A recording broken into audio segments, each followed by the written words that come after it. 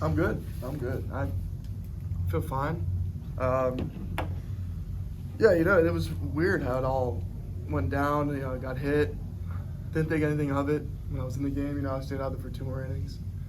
But it just kept getting bigger, the lump. I didn't even know how that big lump until I took my sock off. And it was like a baseball on my leg, and I was like, wow, that's pretty bad. So, I came out of the game, and it was just, I was in a lot of pain, just throbbing, and nothing was helping, no ice, nothing. So, they gave me some pain medicine, some Tylenol, took like 4 times. I think I took a lot. And it kind of went away, pain was tolerable at that time. The Cubs doctor checked on me, and he said, "Yeah, it's pretty bad. Deep hematoma. You gotta stay off it for a little bit."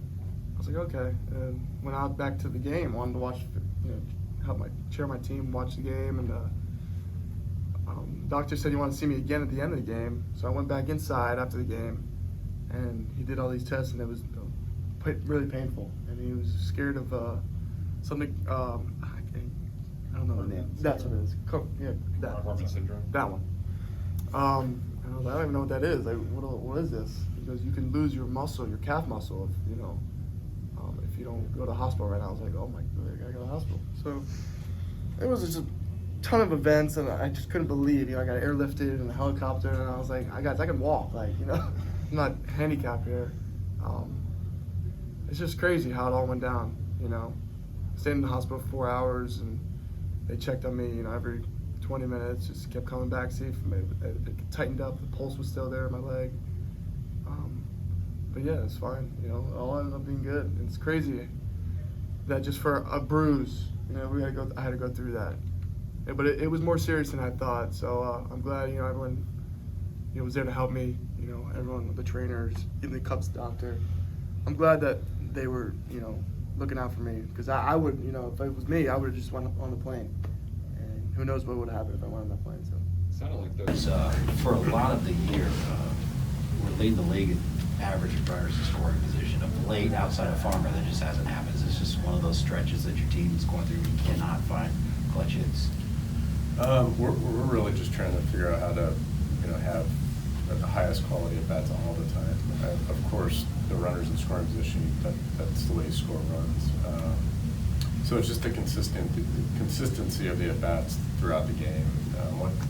Once you do that, those hits come. So not really putting a great emphasis on when they come, just really the consistency of the at bats. I think if we do that, that'll take care of it. And that's what we did up to this point. We just got to keep working towards that.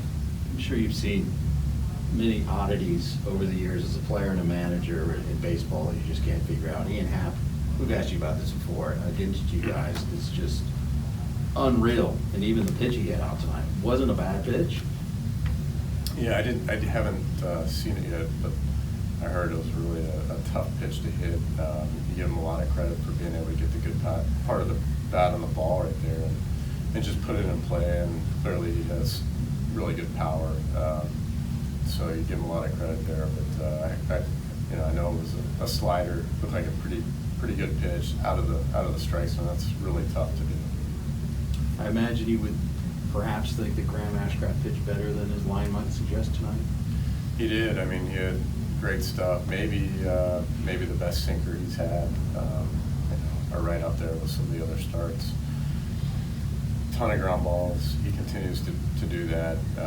There's just really great success ahead. Almost maybe too good of a sinker tonight. A lot of choppers, a lot of tough plays in the infield, but for him, he just has to keep doing that.